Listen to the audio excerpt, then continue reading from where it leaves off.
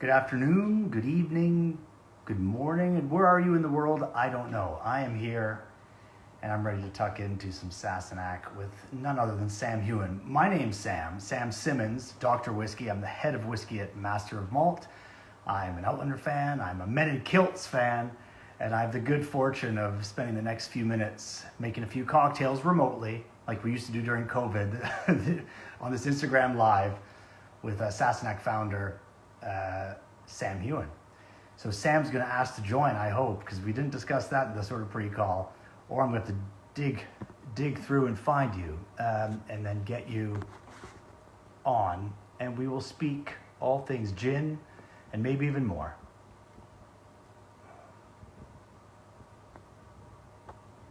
Oops, I just saw you. I knew this was going to happen, didn't I? Hello, get you in. Add. No, it's not giving me an option. It's saying remove from live video. I don't want to remove you.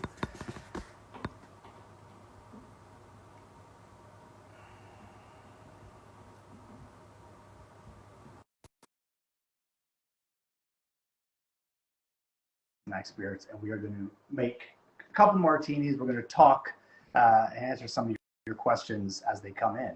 And there's a few recipes. We've got a classic dry martini we're going to make with the Sassenach gin. We're going to talk a little bit of the Sassenach whiskey, one of my favorite blended Scotch whiskeys, award-winning as well. Never mind my rave review about the product. And we're going to make sort of an apple themed one as well. And he's requesting. I don't see it.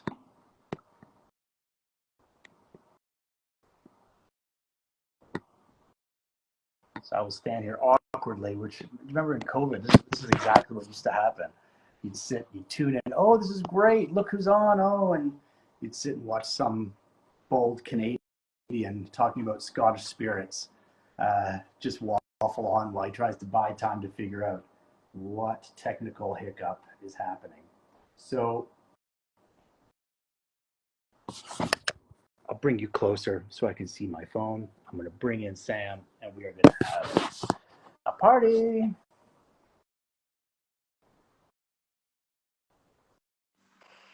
Sam. So it did work. Okay, It fine. works. We're in the building. Apologies for that. Hello. It's been a few years since I've even done a live. It was a COVID habit, but here we are. Sam, good to have you. Good to be here. I think we've jumped this first hurdle. It still comes as a surprise, doesn't it, doing a live? But thanks for joining me on this summer Saturday to talk all things Sassenach. Well, everyone who's tuning in, thank you, Sam, for being here. I'm pretty chuffed to have the chance to have a couple martinis as the sun goes down here where I am. Where in the world are you? I'm in Scotland. Summer has apparently officially arrived, though it has, obviously, being a Scottish summer, it is raining most days. But what better way to celebrate summer than with a Sassenach cocktail? And I think it's brilliant that you're a whiskey man. I know, Sam, and obviously I'm a proud whiskey man as well. But I'm really excited to talk to you about our gin that has won recently a number of awards. But yeah, it was recently won a gold medal, and we're just very, very proud of it. Mine is freezing because I've just had it in the fridge. I had mine in the fridge as well, so I'm excited to try. So you're right. We are both Scotch whiskey and whiskey folk. I moved to Scotland in 2002, fell in love with the spirit and the culture that surrounds it. I know you created the Sassenach whiskey. Let's talk about that another time. Let's focus on the gin today. What gave you the idea to start to expand this idea into the world of gin? Yeah, absolutely. I mean, Sassenach spirits, we like to promote, Scotland and Scottish spirits or unique spirits from around the world. And to be totally honest, we actually started working on a gin before the whiskey. This was way back. Scotland is known for obviously whiskey distilleries, but obviously a byproduct of that is gin. A lot of the distilleries are producing gin while they wait for their whiskey to age in barrels. So Scottish gin is fantastic. Probably, why is that? Because we have amazing distilleries, but we have amazing botanicals, we have great water. And to me, gin is really exciting because I think gin, you can create something completely unique, like something that that could be completely different in a different space or a different location because of the botanicals or the terroir. So I was really excited to try and create something from my hometown in Galloway, the southwest of Scotland. So unlike other gins that are out there, all of our botanicals are from Scotland and a specific location as well. A lot of other gins will use um, peppercorn or coconut or whatever they want to use. All of our botanicals are, yes, as I said, from the southwest of Scotland, which is really fantastic because that's where I was born and brought up. So I have a lot of memories of all of the botanicals that we used eventually in our gin. I'd love to go through how you chose what, and of course, yeah, everything's from close to home where you grew up, Yeah. and there's that connection to the land that happens with gin. But let's just take it back for a second, because I love that Sassenach started with blended Scotch whiskey, not with a single malt, this perception of this higher art form. And this blending, this using different ingredients from around the land is what blended Scotch allows you to do. And I imagine gin's a similar appeal. I think you're absolutely right there, Sam. I think, you know, single malt is obviously seen to some people as being the pinnacle of whiskey, but actually, for me, I think a blended Scotch is in some ways superior because it is way more unique. Because you can take any blend, you can take a number of different spirits, blend them together, different whiskeys to blend them together, and create something completely unique and that reflects your palate. So that's what we tried to do with the whiskey, and the same with the gin. And as you mentioned, I thought of every botanical I could think of in Scotland. I mean, you name it, we tried it, from nettles to thistle to rose hip to resin to pine bark. I mean, I literally have, I'll show you. We distilled over 40 different botanicals. These are just some of them, each individual ones. We've got blackberry leaf, we've got blaeberries, we've got chamomile. So each one we distilled individually, crabapple, and we tried them all individually. And I became a bit of a mad scientist at home. That's why I've got so much, so many bottles at home. And I started mixing them together and just finding out what worked, what didn't. And there were some things that I was really hopeful. For instance, I really wanted thistle to be, you know, fantastic. It wasn't. It was terrible. Something that was very surprising to me was heather, which we used in it, purple blooming heather. It's got this amazing sort of, how to describe it? It's flowery, it's fragrant, but it also has this herbaceous kind of factor in it. We went down the road with rhubarb. We've got rhubarb in our gin as well. And actually, at one point, I got kind of obsessed with rhubarb because I have it growing in my garden here in Scotland. And I tend to pick it and cook it and put it in gin and make rhubarb gin. And it's so delicious and unctuous that we actually at one point almost released the rhubarb gin. We went back to the drawing board though, and then finally whittled down all of these ingredients to 8 amazing botanicals that are all from Scotland, and finally created this unique gin. Short story, I guess. Well, you've answered all my questions. Thanks for the interview. Good night, everybody. See you, bye. Bye. Why don't we make a drink then? And then there's a few more things. I'd love to dive a little bit more into that because I don't know how many viewers are that into Scotch whiskey or gin or the category. This is a London dry gin, which has qualifications that sort of speak to what you guys did, like using real ingredients. You can't use artificial ingredients or flavorings, the distillation, things like this. We can get to that nerdy stuff in a sec, but let's get a glass in our hand maybe. Oh my God, yes, let's do that. I mean, you're absolutely right. There are different categories of gin, and you know, I honestly tried every gin that is available. My cupboards are full. I was part of also a gin tasting. I was one of the judges on the gin competition, so I tasted a huge number of gins.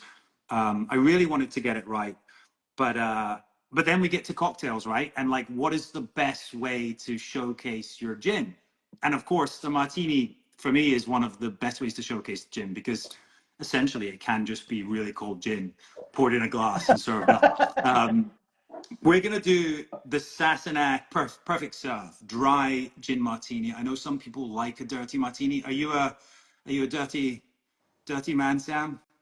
Did I give you that impression somehow? I don't know. Maybe we're sort of two sides to one coin.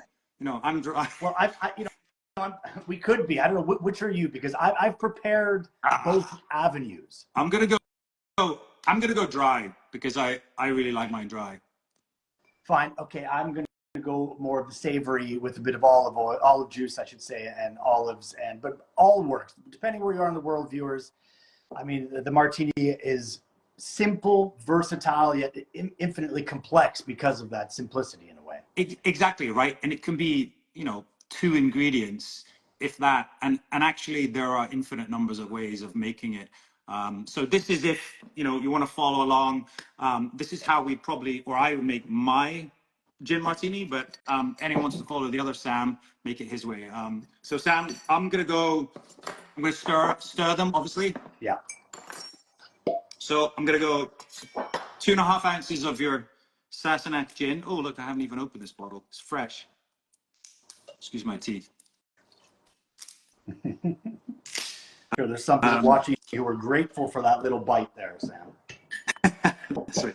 Even when it's chilled, it smells fantastic, and that's definitely something that I played with as well. I wanted to make sure that when it is cooled down, iced down, that it still stands up. Well, I even left it outdoors in Scotland during the winter to see what would happen to it. Would it cloud? Would the oil separate? So yeah, there was bottles of gin secreted around my house for a very long time. I mean, also it's a texture thing as well, isn't it? It gives this beautiful, unctuous, viscous texture. That's correct.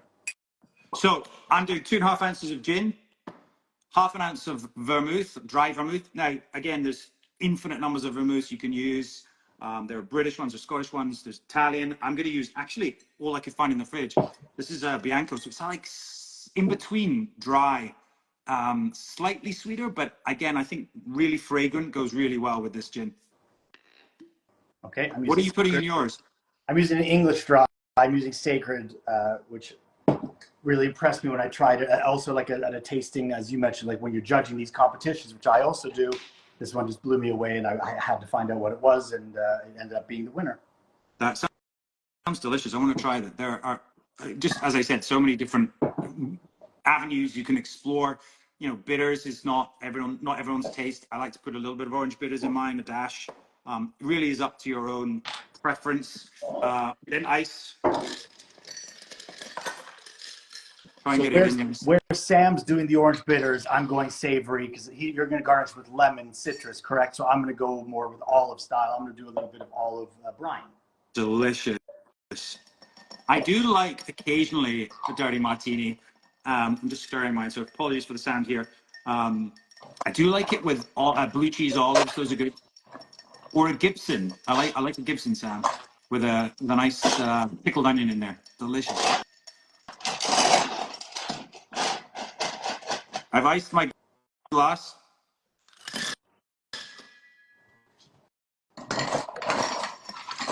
Yeah, I didn't account for all the noise, actually, Sam. But anyway, here we are. We'll just speak over People watching this are like, this is ASMR, right? That's what it is. So there we go. Whoop, try and get it in the glass.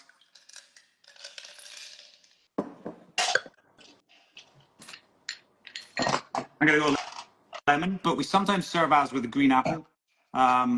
Interestingly, so Scotland has very few, or has no really citrus fruit in Scotland. So we kind of struggled with the citric acid element, but that's when we hit upon Scottish green apples.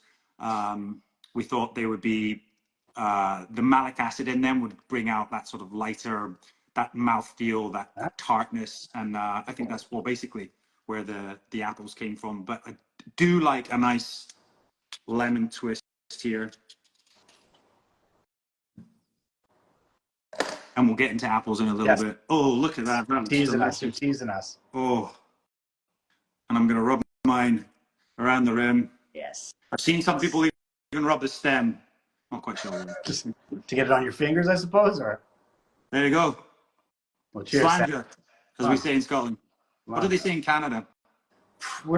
We're basically a colony. We say cheers. I mean, depends who you're hanging out with. I grew up with some families that said slanja, but many that said kipis from India. We're a multicultural society, so we say a bit of everything. But I think cheers, cheers is the standard. So cheers. Cheers, Sam.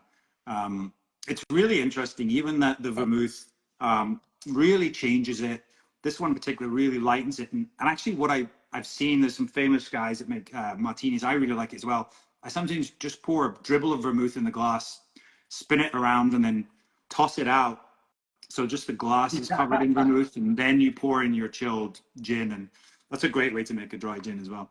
A dry gin martini. Cheers. Cheers. So obviously, juniper needs to be a key ingredient. I know you worked with, with Craig on the recipe. Can you speak about that, the process? I know you played a lot at home, but working with a field professional, how was that? Yeah. So as I said, we wanted to make something that was reflective of my hometown in Galloway. Craig, our master distiller, he lives there, works there, so he understands the landscape and the botanicals we were using. Juniper, I'm not a huge juniper fan, and a lot of gins, especially, dare I say, lesser crafted ones, can be just big juniper bombs, and that's all I really get from them. I really don't like juniper. Nothing against it, but it can be very overpowering.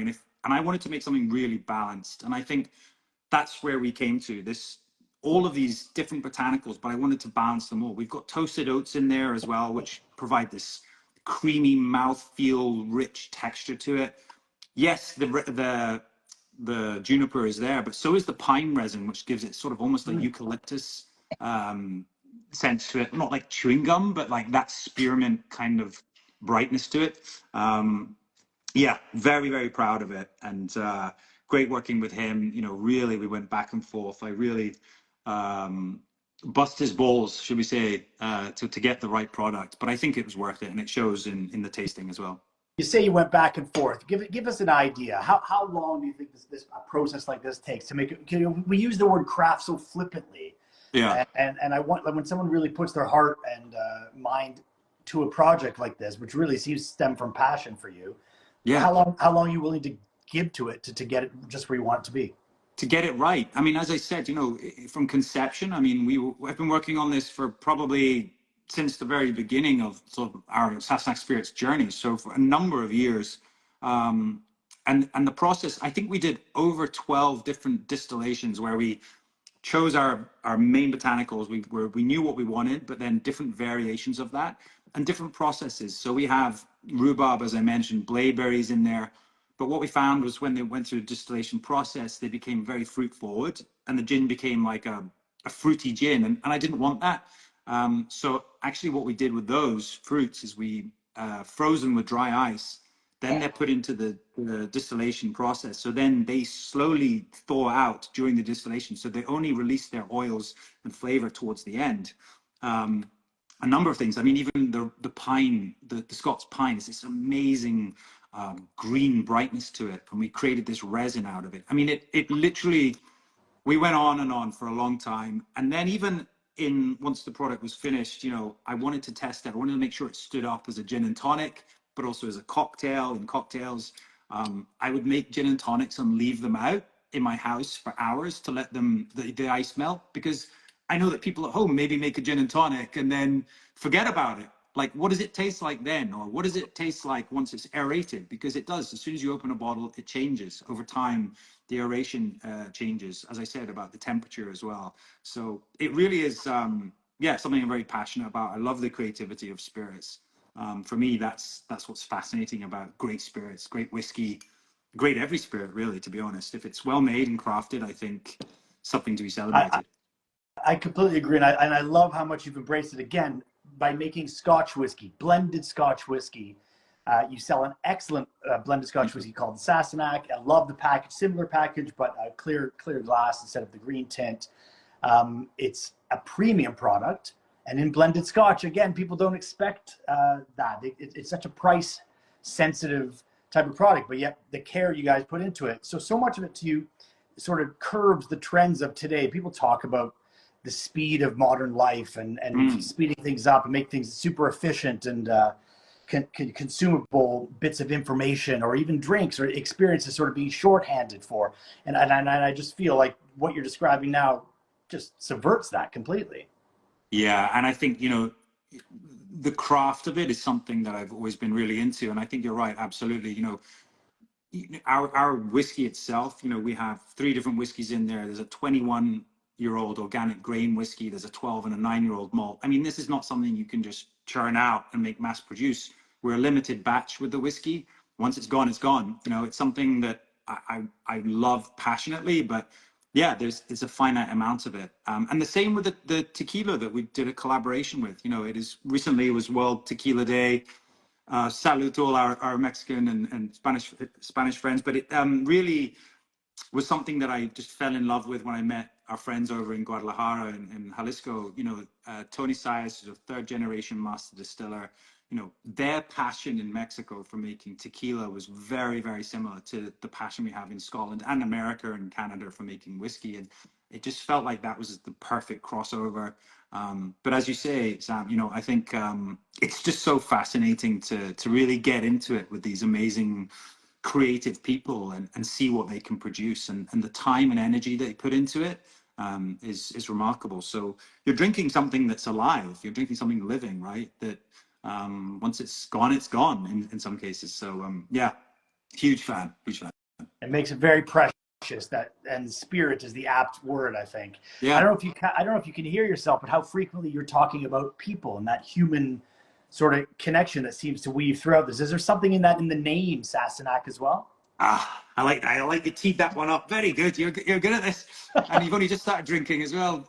See what we get to at the yeah, the bottom of the glass. But yeah, no, the Sassenach. I mean, if people know, I'm from Scotland. Obviously, Sassenach is a Gaelic word. In the old days, was a name for an English person. It was quite derogatory. But Scotland is a very forward-thinking place now. We're very, dare I say, we're quite socialist country. We're all about the greater good for people. I think we're very welcoming. We have great history and great culture. And yeah, I think Sassenach is very inclusive. You know, we want people to be included in this journey that we're going on. And whiskey in the past has been quite exclusive, especially, you know, single malt can be hard to get into. And of course, also the TV show that I work on, Outlander, my character's term of endearment for his wife is Sassenach. So it kind of all fit perfectly encapsulated in that. But even, you know, our beautiful unicorn on the front of our bottle. The unicorn is the national animal of Scotland. It's a, you know, a unique sort of strong-willed, independent creature, and I just thought it really encapsulated everything that we're trying to do with our spirits. Well, in any age, this age especially, I think the attitude of being open-minded to new and outsiders and that whole that next experience is a wonderful thing to propagate. So love it. We're gonna make another drink. Yes, I thought you'd never ask. Right now, I'm not trying to rush you. I'm sure you're a busy guy. No. Well, so if everyone wants to make this with me, I've just realized I left my apple in the freezer. So Don't ask me. But basically, don't worry, I have a spare apple. But if you're going to make this with us, you can prepare it by putting an apple in the freezer. But we'll get to that. So this is something we've been working on. It was inspired by another cocktail bartender called Bad Birdie, and I want to make it an apple martini. We obviously have apples in our gin. I think it's a great sort of fusion, or a great way to serve our gin. Still haven't quite got the full recipe right yet, but let us know what you think of it. So it's a shaken cocktail. We are going to do 1.5 ounces of your Sassenach Wild Scottish Gin.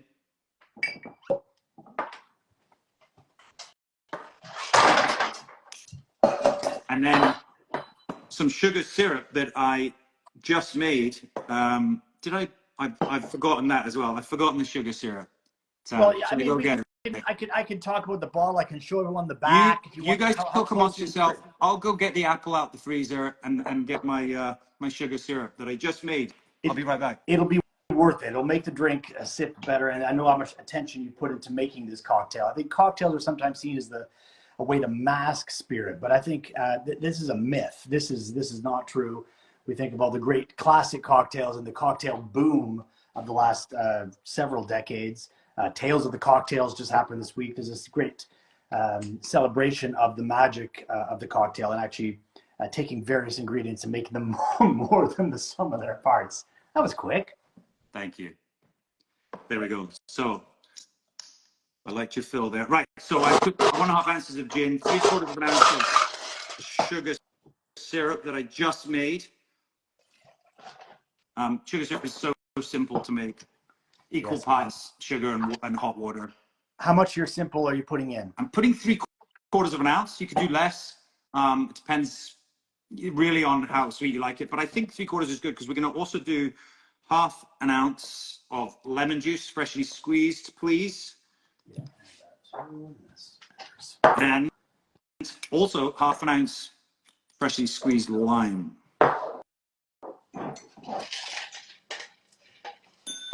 And then 2 dashes of celery bitters. I mean, this is going to last you a lifetime if you buy a bottle of this. But really good in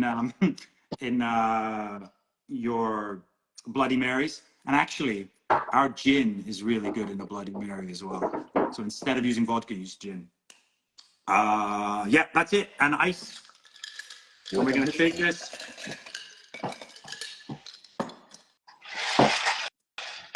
Oops, where's my... Should we shake it together, Sam? We should do. I'm just trying to find... I don't know where my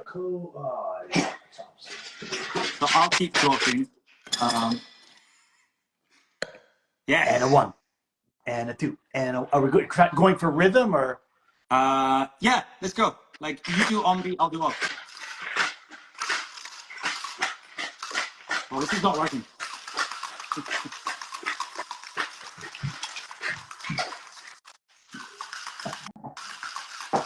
There we go. No problems opening it this time. I've chilled my glass. You might want to double strain this. What kind of glass are you using, Sam? I'm using the same kind, but I'm a big fan of glassware. What are you using, Sam? I'm using the same kind too, just because I didn't fully think about it. I think if you're doing yours up, I might maybe try. Nah, we'll do the same. We'll do the same. Now, what I was going to do was serve this with apple. And I thought about apple slices, and then I'm like, no, this looks like a cool idea. So, obviously, we've Scottish apples in the gin. So I went out to my apple tree in Scotland to see if I could find an apple, and the only one I could find was this little guy. It wasn't quite big enough. So I've frozen a regular green apple. You want to just shave as much as you want into your glass. Oh, okay. So this is why you freeze it, because then the texture's right. Look at that. Kind of amazing. I think I left my fridge open. It's beeping at me. It's going very well. And then martini. I see. Oh, man. I see how it's coming together. I love it. Look at that. That is gorgeous. That is beautiful. Cheers again. Cheers. Cheers. Cheers. Good health. Oh, I got to say, it'll go ahead, but it looks healthy in the glass. We've got citrus. We've got the lime and the lemon. We've got a simple syrup you can make at home. You just add honey or sugar or whatever you like with a bit of warm water. Dilute. Generally equal parts is what I would tend to do, and most bars would do it that way. It's easy to make at home. Don't bother going to the shops to buy. You can make it yourself and use the sugar source that you prefer. Yeah, I think it's really interesting. It's very different. Quite savory, actually. Obviously, the green apple, and it's not too sweet. The celery bitters, I don't know. Maybe I'll do 1 dash of that, or maybe play with a different kind of bitter. But it's a very unique apple martini, and well, what better way to start your Saturday evening, right? It's absolutely. But I think the celery makes it earthy. You know, it brings it towards an orchard instead of like you think of a cheap sweet drink, an apple martini often, which isn't fair to the... Exactly. And I think, a lot of the botanicals that we have in the gin are, we do have quite sort of those, as I mentioned, the heather in there has this kind of herbaceous earthiness to it, kind of like celery in some ways. So yeah, I think it really complements it as well. So despite leaving the fridge door open and forgetting my frozen apple and my sugar syrup, I think we managed to make 2 pretty decent cocktails there. Oh, you did it on purpose. You're just trying to make dynamite content. You're a professional. That's it. Yeah. There's real nerds on the call who can name what type of fridge you have. Yes, they've probably worked out from the sound. But can they guess what kind of apple tree I've got? Isn't that cute? I might have to wait a few more years. Well, that might have worked. I think that it might have been a bit tart, but it might have worked in the drink. Yeah. Listen, ooh, look at that. Yeah. So we spoke a little bit about our shared love for blended Scotch, because I also, as a whiskey blender myself with Adam Brands and with Master of Malt, something I've always espoused and spoken about as anytime someone asks is the beauty of blended Scotch. We only know all the single malts of Scotland because blended Scotch was such a behemoth for over 100 years. Yeah. But with gin, back to the gin, I mean, the category is challenging. I think most people who work in gin say, oh, well, gin had a boom and it's sort of going away. But yet here you have a very successful Scotch whiskey and blended Scotch, which people wouldn't assume, and then an award-winning gin in the premium section. Sam, other than being incredibly good looking, doing a few buttons down, being an actor, having those baby blue eyes, what is the special sauce? Oh, God. Well, honestly, I think it's passion, it's love of Scotland, a love of the spirit and the craftsmanship, and a love of people. Right? I love sharing this with people. I love enjoying it with other people. And as you mentioned before, the people that we meet along the way are really incredible. Scotland is an amazing little country and has this incredible diversity of botanicals and spirits and produce, and I just really want to celebrate that. But I guess also we want to thank everyone that has already bought the gin, made it so successful, and the whiskey. But I think that's the special sauce is definitely the Sassenach. Nice. Well, I would agree with you. And I think you seem to genuinely care about what's behind the spirit as much as what's in the final bottle. And it is quite inspiring because we see a lot of brands around the world, whether they're related to someone who's in a popular television show or not, where they're just more disingenuous. And I think there's no denying that the way you presented this today, the way I've seen you speak about it before, the way I've seen you in interviews and in Men in Kilts and all this, your rounded life, your output is nothing but genuine and real. And I think you can feel that with every sip and every sniff of this particular spirit. Oh, Sam, you're an absolute gentleman to say that. And I think, I will, double down on your sentiments, because I think, there are, I guess, celebrity brands out there. This for me isn't about anything other than, something that I'm very passionate about. I'm passionate about all spirits, really, and the production of it. And I love being able to share what we're doing with people. And it's great to meet someone like yourself, who's and also a huge fan and a very talented person at what they do as well. So maybe one day we'll come and try some of your amazing blends, and we can do it in person rather than online. Well, I know who you're working with to do Sassenach, but if you ever need to speak to someone else, give us a call. Maybe a Canadian Scottish whiskey in the mix there. You never know. Sounds perfect. Let's find a way to tie it into our lives. Thanks a lot, Sam. So Master Malt is selling the Sassenach right now, I think for a discount with a code. Do you know what the code is? I will tell you the code. The code is easy to remember. It's Sassenach. And if you have trouble saying that or spelling it after a few Sassenachs, that's not a problem. But it's on the bottle, Sassenach. There you go. And you'll get a discount on your bottle of gin, whiskey, or tequila. Enjoy it. Post your recipes. Tell us what your favorite martini is. And so nice to meet another Sam who loves Sassenach. It's been brilliant. I'm really grateful. Cheers, and cheers to all you for tuning in. Cheers. Thank you. Cheers, Sam. Thank you so much, my friend. Cheers. Now I'm going to screw this part up, right? I'm going to totally screw this part up. I'm going to try to stop, and I'm just going to have no idea how to do it. And we'll be stuck here doing this for a little while, and I'll bring it close to me like an old man. I'll look at it again, and I'll say, maybe this, maybe that. No, it's not that one. Uh-oh. We're all watching now. We want to see what happens. See how I schnoz. Why don't you say something entertaining? Thanks, Sam. Cheers.